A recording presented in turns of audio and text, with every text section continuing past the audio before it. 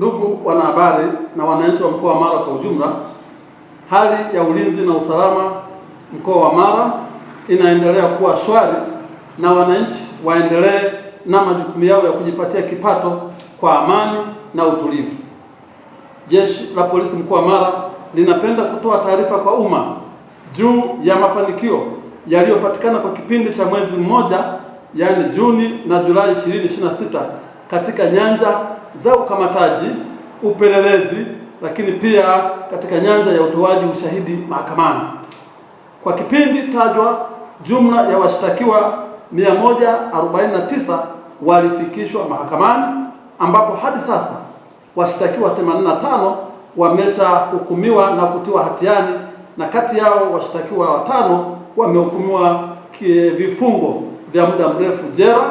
kwa makosa ya kubaka na kosa la unyang'anyi wa kutumia silaha za jadi ambazo ni nondo.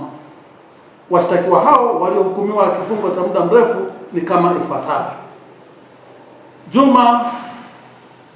Busa Mwita mwenye umri wa miaka 39, mkulima na mkazi wa kijiji cha Nyaburundu wilaya ya Bunda, alihukumiwa kifungo cha maisha jela na mahakama ya wilaya ya Bunda kwa kosa la kumbaka mtoto wa umri wa miaka 6. Lakini Zabron Joseph mwenye umri wa miaka 34, mkazi wa kijiji cha Hunyari wilaya ya Bunda, alihukumiwa na mahakama ya wilaya ya Bunda kifungo cha miaka 30 jela pamoja na kulipa fidia ya shilingi milioni 1 kwa kosa la kubaka na kumpa mimba mwanafunzi wa umri wa miaka 14 ambaye ni mtoto wake wa kambo. Lakini pia wapo washtakiwa watatu: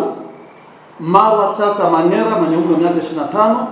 Obenga Matiko Yason naye ana umri wa miaka 25, na Tinga Peter Makima mwenye umri wa miaka 31, wote wakazi wa Butiama mkoa wa Mara. Hawa walihukumiwa wote kwa pamoja, walihukumiwa kifungo